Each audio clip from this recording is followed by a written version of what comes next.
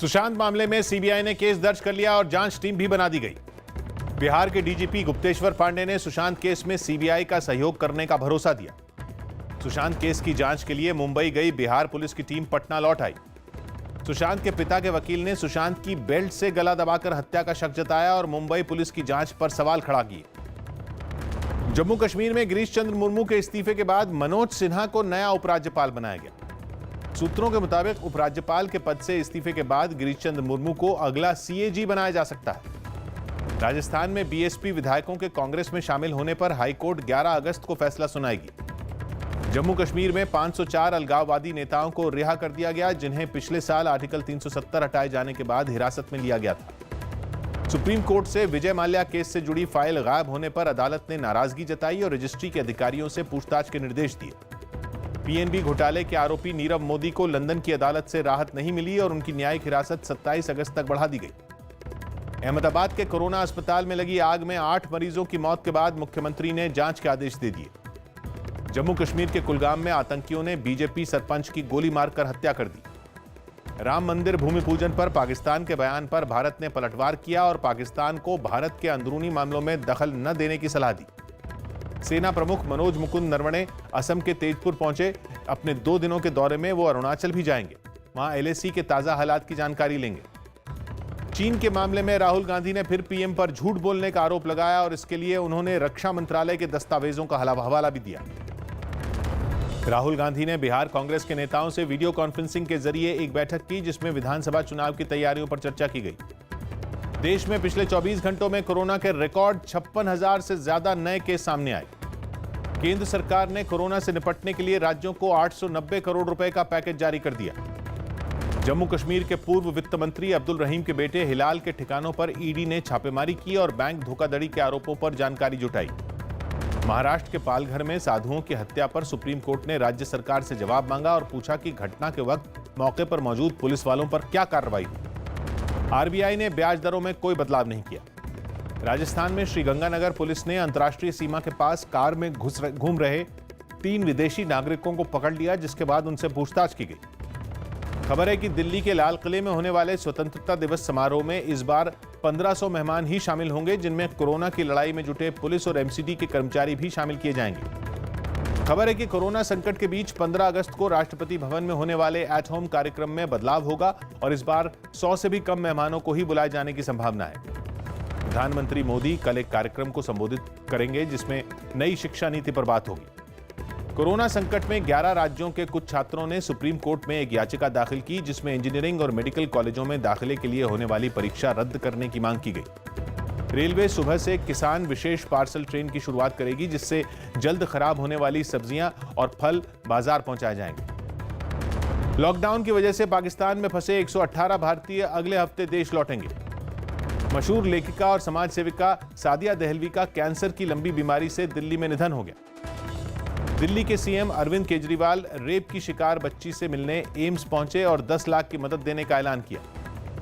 दिल्ली सरकार ने कोरोना के खतरे को देखते हुए डीटीसी और क्लस्टर बसों में ई टिकटिंग की सुविधा शुरू करने का फैसला लिया, जिसका अभी क्लस्टर बसों में ट्रायल शुरू किया गया। मुंबई में जगह जगह पानी भरने से कई इलाकों में लोगों को लंबे जाम का सामना करना पड़ा।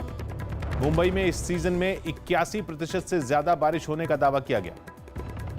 दिल्ली पुलिस ने 31 जुलाई को गीता कॉलोनी में हुई लूट की वारदात को सुलझा लिया और इस मामले में 2 आरोपियों से 40 लाख रुपए भी बरामद कर लिए।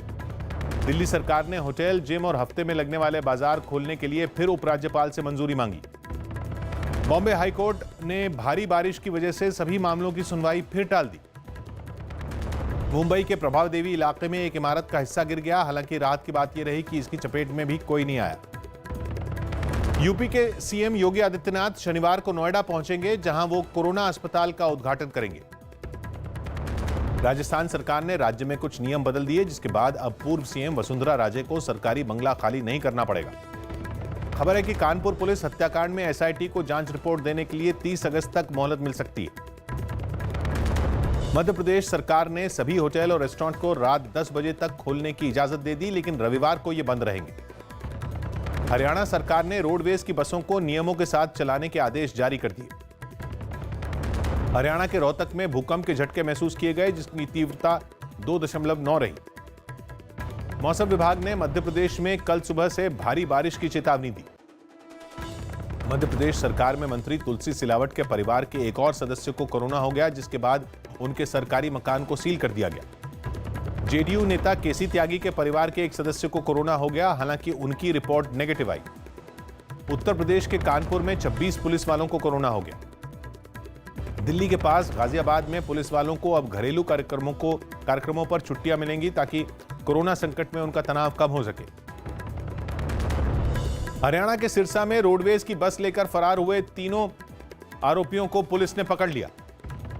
हरियाणा की पानीपत पुलिस ने एक ऐसे आरोपी को पकड़ा जिसके ऊपर सोशल मीडिया पर एक गायक के नाम का इस्तेमाल कर लोगों को ठगने का इल्जाम लगा था। देवेंद्र फडणवीस मुंबई के पेडर रोड इलाके पहुंचे, जहां उन्होंने पहाड़ खिसकने से बंद हुए रास्ते का जायजा लिया और बीएमसी पर सवाल उठाए। दिल्ली पुलिस कमिश्नर ने यूपीएससी सिविल सेवा परीक्षा पास करने वाले अपने जवानों के परिवार वालों से मुलाकात की। दिल्ली के पास गौतम बुद्ध नगर में 2 दुकानों में आग लग गई। केरल सोना तस्करी केस पर राज्यपाल आरिफ मोहम्मद ने साफ किया कि आरोपी बख्शे नहीं जाएंगे। पश्चिम बंगाल की सीएम ममता बनर्जी ने राज्य की निजी बसों के सभी टैक्स माफ करने का फैसला लिया। पश्चिम बंगाल के उत्तर 24 परगना में बीजेपी दफ्तर पर किसी ने देसी बम फेंककर धमाका कर दिया, हालांकि घटना के वक्त अंदर कोई भी मौजूद नहीं था। श्रीनगर समेत कुछ इलाकों में लॉकडाउन को आगे भी जारी रखने का फैसला लिया गया। अरुणाचल प्रदेश के तवांग में भूकंप के झटके महसूस किए गए, जिनकी तीव्रता 3 मापी गई। कर्नाटक के कन्नूर के पास भारी बारिश के बाद 4 लोग पानी में बह गए। मौसम विभाग ने कर्नाटक के कई इलाकों में 10 अगस्त तक भारी बारिश की चेतावनी जारी की। पश्चिम बंगाल के नदिया में शनिवार से लॉकडाउन लगाने का फैसला लिया गया। पश्चिम बंगाल में सीपीएम नेता और राज्य के पूर्व परिवहन मंत्री श्यामल चक्रवर्ती का 76 साल की उम्र में कोरोना की वजह से निधन हो गया। हरियाणा में 34 एसएचओ को प्रमोट कर डीएसपी बना दिया गया। जम्मू कश्मीर के पुंछ सेक्टर में पाकिस्तान की ओर से रिहायशी इलाकों में गोलाबारी की गई, जिसमें कई मकानों को भारी नुकसान पहुंचा। तेलंगाना में टीआरएस विधायक एस रामलिंगा का दिल का दौरा पड़ने से निधन हो गया। कोलकाता पुलिस मुख्यालय में बम होने की झूठी अफवाह फैलाने वाले आरोपी को पुलिस ने पकड़ लिया। कोस्ट गार्ड ने ठाणे के पास अरब सागर से 16 मछुआरों को बचा लिया। गूगल ने गलत सूचना फैलाने के आरोप में चीन से जुड़े 2500 यूट्यूब चैनल अप्रैल से जून के बीच डिलीट कर दिए। बांग्लादेश के नेत्रकोना जिले में 50 लोगों को लेकर जा रही एक नाव डूब गई, जिससे 17 लोगों की मौत हो गई। कोरोना के बारे में गलत जानकारी देने की वजह से ट्विटर ने डोनाल्ड ट्रंप के ट्विटर कैंपेन अकाउंट को कुछ समय के लिए ब्लॉक कर दिया। खबर है कि जैश के 125 आतंकी तहरीके तालिबान पाकिस्तान में शामिल हो गए। ऑस्ट्रेलिया के मेलबर्न में कोरोना के 471 नए मरीज मिले, जिसके बाद वहां लॉकडाउन में सख्ती बढ़ा दी गई। फ्रांस के राष्ट्रपति इमैनुअल मैक्रोन ने लेबनान के राष्ट्रपति से बेरूत में मुलाकात की, जिसमें दोनों के बीच 2 दिन पहले हुए धमाके पर चर्चा की गई। यूरोप के देश पोलैंड में एक साइकिल रेस के दौरान हादसा हो गया, जिसके बाद एक खिलाड़ी कोमा में चला गया, जबकि कई घायल हो गए। पूर्वी अमेरिका के राज्यों में आई इसाइस नाम के तूफान में 9 लोगों की मौत हो गई। संयुक्त अरब अमीरात के अजमान में एक भीड़भाड़ वाले बाजार में आग लग गई, जिसमें कई दुकानें जलकर राख हो गईं। ब्याज दरों में बदलाव न होने का असर शेयर बाजार पर देखने को मिला और सेंसेक्स 362 जबकि निफ्टी 98 अंक चढ़कर बंद हुआ। दिल्ली में 10 ग्राम सोने की कीमत 56,590 रुपए पर पहुंच गई। आरबीआई गवर्नर शक्तिकांत दास ने देश की अर्थव्यवस्था पटरी पर लौटने का दावा किया, हालांकि उन्होंने इस वित्त वर्ष में जीडीपी बढ़त दर नेगेटिव रहने का अनुमान जताया। चांदी में तेजी की वजह से इसकी कीमत 75,000 रुपए के पार पहुंच गई। इंग्लैंड और पाकिस्तान के बीच पहले टेस्ट मैच का आज दूसरे दिन का खेल जारी है और चाय के खेल तक पाकिस्तान ने 8 विकेट पर 312 रन बना लिए। ब्रायन लारा ने कोरोना पॉजिटिव होने की खबरों को गलत करार दिया और उनका टेस्ट नेगेटिव आने की जानकारी दी। आईसीसी की कल ऑनलाइन बैठक होगी, जिसमें 2 T20 वर्ल्ड कप की मेजबानी पर फैसला हो सकता है। खबर है कि आईपीएल में कोरोना के नियम तोड़ने पर सजा भी दी जाएगी। बीसीसीआई और वीवो का इस साल का करार आधिकारिक रूप से खत्म हो गया, यानी वीवो इस बार आईपीएल का स्पॉन्सर नहीं होगा। मैनचेस्टर यूनाइटेड और Inter Milan Europa league football tournament के क्वार्टर फाइनल में पहुंच गई। अभिनेत्री दिशा पाटनी के पिता जगदीश चंद पाटनी कोरोना पॉजिटिव पाए गए। महेश भट्ट के निर्देशन में बनी फिल्म सड़क 2 इसी महीने 28 अगस्त को ऑनलाइन रिलीज होगी, जिसमें आलिया मुख्य भूमिका में नजर आएंगी। टीवी अभिनेता समीर शर्मा का शव मलाड में उनके घर में संदिग्ध हालात में मिला, जिसके बाद उनकी खुदकुशी की आशंका जताई गई। बॉबी देओल की फिल्म क्लास ऑफ 83 21 अगस्त को डिजिटल प्लेटफॉर्म पर रिलीज होगी।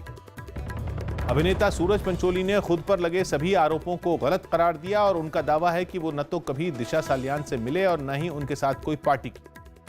अक्षय कुमार और लारा दत्ता समेत कई कलाकार फिल्म बेल बॉटम की शूटिंग के लिए ब्रिटेन रवाना हो गए। मुंबई पुलिस ने गायक बादशाह से फर्जी फॉलोअर केस में पूछताछ की। बादशाह को शुक्रवार को दोबारा पूछताछ के लिए बुलाया गया। सुशांत के रूम पार्टनर रहे सिद्धार्थ ने जान से मारने की धमकी मिलने का दावा किया और हैदराबाद पुलिस से इसकी शिकायत की। सुशांत केस में ईडी ने रिया चक्रवर्ती के करीबी सैमुअल मिरांडा से दोबारा पूछताछ की। कंगना रनौत राम मंदिर पर एक फिल्म बनाएंगी जिसका नाम अपराजित अयोध्या होगा। रोहित शेट्टी ने मुंबई में टीवी शो खतरों के खिलाड़ी की शूटिंग शुरू कर दी।